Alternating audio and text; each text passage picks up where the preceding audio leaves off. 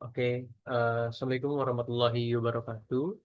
Perkenalkan, nama saya Muhammad Al-Jifari Putra Kurniawan dengan NPM 2303130042 dari Perikanan Laut Tropis Angkatan 2023. Di sini saya akan menjelaskan tentang konservasi yang saya pilih dengan judul analisis keanekaragaman dan kelimpahan ikan karang sebagai indikator ekologis dalam strategi konservasi di perairan Pulau Gili Lebak. Eh, ini disusun oleh saya pribadi dengan untuk memenuhi kualitas apa mata kuliah konservasi sumber daya perikanan atau PSPPL atau mata kuliah konservasi. Nah, latar belakang ini adalah Indonesia ini termasuk dalam tiga wilayah atau segitiga terumbu karang atau coral triangle dengan yang menjadi pusat keanekaragaman hayati laut dunia dengan salah satu kekayaan lautnya adalah ikan karang atau Rafis yang hidup dan bergantung pada ekosistem terumbu karang. Sebagai tempat tinggal, mencari makan, dan kembang biak, Pulau Gili Lebak di Kabupaten Sumatera Madura ini memiliki ekosistem terumbu karang yang masih cukup sehat dan menjadi habitat bagi beberapa jenis ikan karang. Namun, ekosistem ini juga menghadapi berbagai tekanan seperti peningkatan wisata bahari yang tidak terkendali, kemudian juga dari penangkapan ikan dengan cara merusak dan memberikan dampak iklim yang seperti pemutihan karang atau coral bleaching. Kemudian juga ada ikan karang kemudian juga ikan karang memiliki sensitivitas atau dia itu memiliki sensitif tinggi terhadap perubahan lingkungan sehingga keberadaannya dan kelimpahannya dapat digunakan sebagai indikator ekologis untuk menilai kondisi kesehatan ekosistem terumbu karang. Oleh karena itu, kajian terhadap keanekaragaman kelimpahan ikan karang di Gili Lebak ini sangat penting dilakukan untuk mendukung strategi konservasi berbasis data ilmiah. Ini saya akan menjelaskan dari rumus masalah dulu. Yang pertama itu adalah bagaimana sih kondisi di Gili Lebak. Kondisi keanekaragaman ini di ikan karang di Gili Lebak, Kabupaten Sumeneb ini. Yang pertama adalah eh, pernyataan ini menyelidiki kesehatan ekosistem terumbu karang di Gili Lebak dengan fokus pada ikan karang. Jawaban ini saya melengkapi untuk akan yang mencakup tentang keanekaragaman, kemudian kelimpahan serta distribusi spasial, kita ukuran dan struktur populasi dan kondisi kesehatan. Di sini saya akan menerangkan yang pertama itu keanekaragaman. Keanekaragaman daftar jenis ikan karang yang ditemukan beserta kelimpahan relatif masing-masing jenis. Misalnya ada jenis seperti ikan kerapu, ikan pogot, kemudian yang ada mungkin ikan kakak tua seperti itu. Data ini biasa disajikan dalam bentuk indeks anekaragaman seperti itu. Kemudian juga ada kelimpahan total atau jumlah individu ikan karang di semua spesies juga ditentukan. Ini bisa diungkapkan dalam kepadatannya yang nanti ada di dalam uh, makalah saya yang saya buatkan nanti. Kemudian juga ada apa sih jenis ikan karang ini berkontribusi di Gili Lebak ini adalah atau terkonsentrasi di area tertentu. Terus faktor-faktor yang mempengaruhi distribusi si ikan tersebut. Kemudian juga ada ukuran dan struktur populasi, apakah terdapat banyak ikan di dalam wilayah di lebak tersebut, ikan karangnya cukup melimpah dengan keanekaragaman yang baik serta ekosistem karang yang cukup baik. Kemudian juga untuk kondisi kesehatannya, ikan karang juga menunjukkan tanda tidak ada penunjukan penyakit. Dari data yang saya dapatkan, ikan-ikan di sana ternyata memiliki indikator yang sangat sehat karena dari lingkungan tersebut yang cukup baik.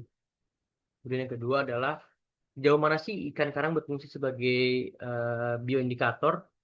Nah, itu tuh menjelaskan tentang ada sensitivitas terhadap perubahan lingkungan.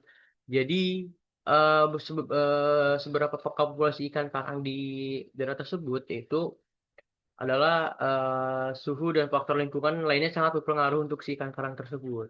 Kemudian yang kedua adalah spesies kunci. Nah, jadi spesies ikan karang tertentu yang berperan penting dalam ekosistem seperti ikan kakak dua yang memakan karang-karang mati. Kemudian dari sisa pakan tersebut yang terbuang dari kotoran tersebut adalah untuk menjadikan karang-karang itu sebagai pupuk gitu. Kemudian juga ada yang ketiga ada indikator spesifik adalah apakah keberadaan ikan itu sangat memperlimpahkan dan kurang tentunya indikator spesifiknya adalah masalah yang sangat tentu. Jadi seperti ada polusi dan logam-logam berat yang sedikit juga mulai muncul di perairan Gili Lebak, Sumeneb. Nah, kemudian ada faktor lingkungan sih apa saja yang mempengaruhi keberadaannya. Nah, dalam ini adalah faktor-faktor abiotik dan biotik yang sangat mempengaruhi si populasi ikan karang tersebut. Jadi faktor abiotik itu adalah suhu air, salinitas, arus dan kedalaman cahaya matahari, serta substrat dan kualitas air serta kandungan oksigen laut dan nutrisi serta polutan. Kemudian ada faktor biotik, itu kesediaan pakan dan organisme yang menjadi mangsa keberadaan predator serta komunitas atas spesies. eh Spesies yang kompetisi antar spesies penyakit dan simbiosis dengan organisme lainnya. Kemudian ada indikator interaksi faktor, bagaimana faktor-faktor abiotik, biotik serta berinteraksi dalam mempengaruhi populasi ikan karang. Serta skala pengaruh, jadi kayak memberikan apa sih yang berpengaruh dalam si pertumbuhan atau dalam lingkungan si ikan karang tersebut. Yang keempat itu adalah apa sih tekanan antropogik yang mempengaruhi populasi ikan karang tersebut. Nah, yang pengaruh ini adalah dari dampak manusia yang seperti saya sampaikan tadi di awal itu mengenai ekowisata yaitu snorkeling itu yang sangat mengganggu sekali terhadap antropogenetik yang ada di perairan di Gili Lebak Sumeneb. Nah, itu kayak seperti ada penangkapan ikan, kemudian juga polusi, perubahan iklim, perusakan habitat dari si eh, ekowisata tersebut. Kemudian yang terakhir adalah strategi konservasi apa sih yang tepat. Nah, kita di sini saya menjelaskan kalau baiknya itu untuk melakukan bleaching atau penanaman karang kembali ya pada karang-karang yang rusak seperti yang ada kebutuhan karang yang karangnya rusak karena ekowisata tadi yang terinjak-injak, kemudian juga dari penangkapan yang menggunakan pukat itu yang merusak karang itu ditanami ulang seperti itu. Nah, untuk tujuannya ini ada sih kayak apa aja sih? Ini kan ada menganalisis keanekaragaman, kelimpahan ikan karang, serta ada menilai fungsinya sebagai bioindikator, kemudian juga menghubungkan kondisi oceanografi dengan ekosistem. Nah, yang pertama ini adalah identifikasi spesies. Jadi, eh, itu ada menggunakan pengambilan sampel, serta transek visual dan penangkapan ikan yang kurang menurut saya kurang ideal, serta berpotensi mengganggu ekosistem. Nah, metode ini juga digunakan spesies tertentu saja. Kemudian ada metode lainnya yang bisa mungkin untuk diambil dan atau digunakan pada tergantung oleh karakteristiknya. Kemudian ada menilai fungsi dan bioindikatornya itu adalah hubungan spesies lingkungan serta spesies indikator, kemudian ambang batas juga harus diperhatikan, kemudian juga perbandingan antar dengan area lain serta eh, memberikan atau perbandingan dengan area lain itu adalah dikumpulkan datanya dengan dari area terumbu karang eh, sehat atau terintegrasi memahami peran iklan sebagai indikator pada terumbu karang tersebut. Yang ketiga adalah menghubungkan kondisi oceanografi dengan ekosistem. Di sini yaitu pengukur parameter oceanografi seperti suhu, salinitas, arus, kadar oksigen terlarut, kemudian juga nutrisi. Eh, Kemudian juga kita bisa mengecek analisis korelasinya. Jadi menganalisis korelasi antara parameter oceanografi serta keanekaragaman serta kelimpahan ikan karang. Kemudian ada model prediksi yang di bagian tersebut itu adalah berdasarkan analisis relasi jadi nanti peneliti itu mengembangkan model untuk memprediksikan perubahan populasi ikan yang berdasarkan perubahan pada parameter oceanografi. Kemudian juga analisis spasial temporal atau analisis ini mengidentifikasi area yang paling rentan terhadap perubahan kondisi oceanografi dan mengidentifikasi pola perubahan populasi ikan seiring berjalannya waktu. Seperti itu.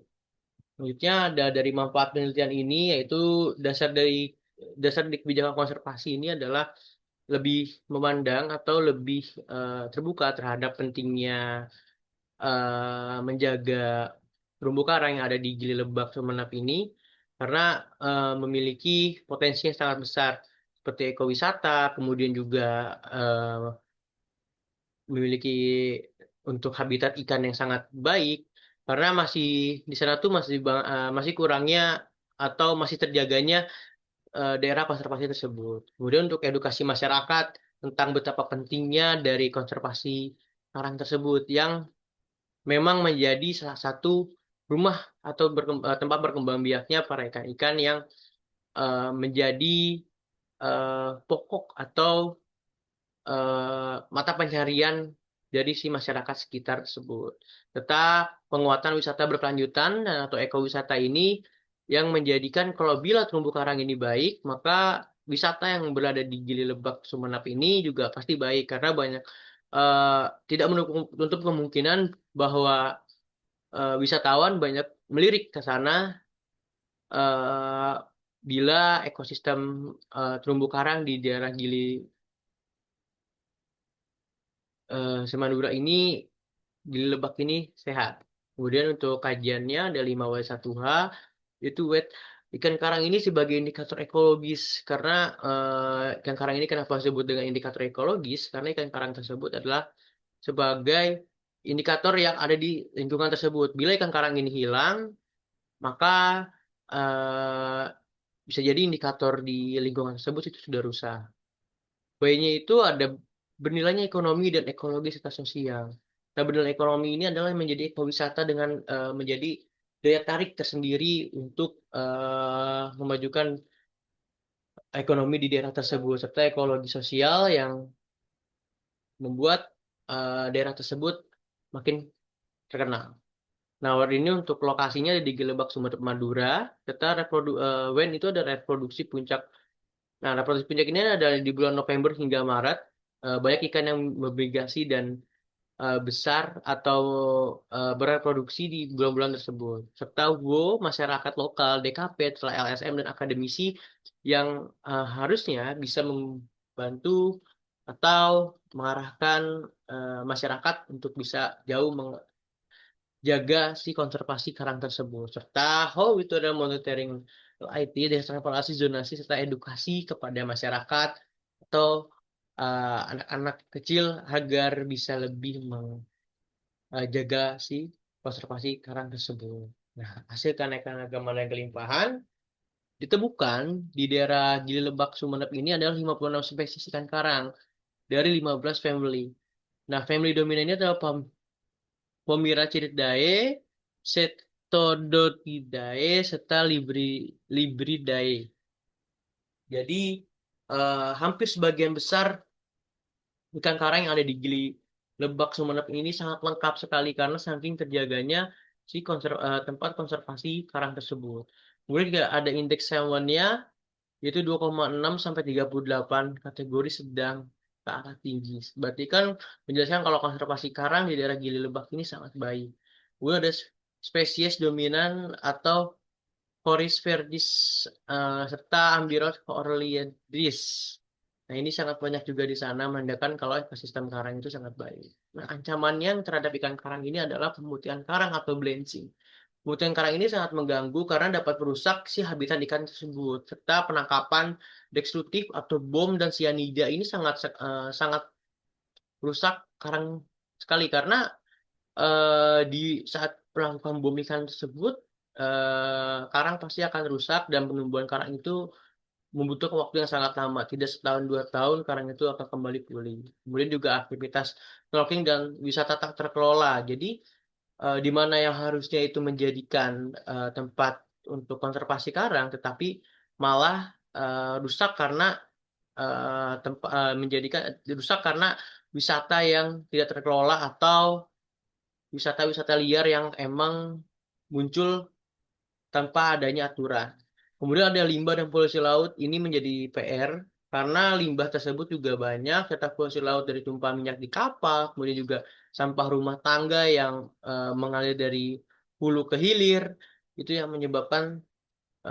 dapat menyebabkan karang menjadi rusak, serta perubahan iklim yang sangat signifikan juga dapat merusak kerusakan pada konservasi karang tersebut. Nah, apa sih strategi konservasinya adalah EBFF atau Ecosystem Based Fish Rights Management.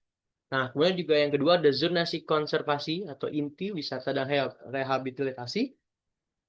Yang ketiga ada partisipasi masyarakat, POK, Mas Was, Institut X2 dengan restorasi habitat transformasi karang.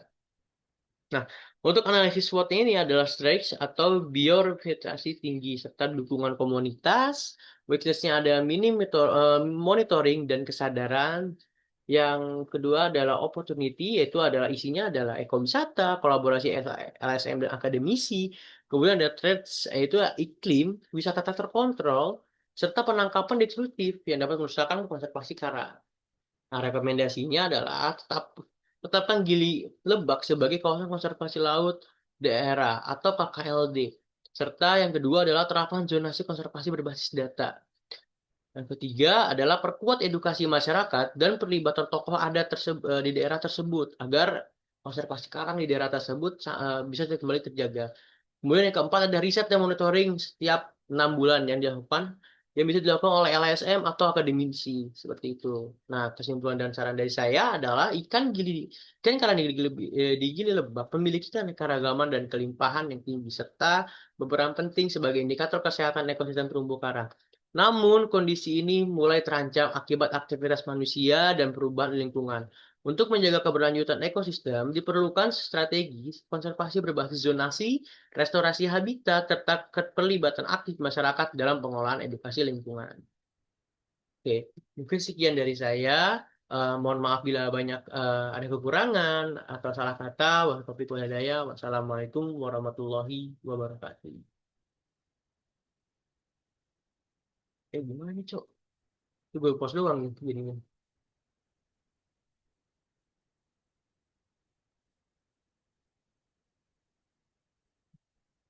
Gimana Jo?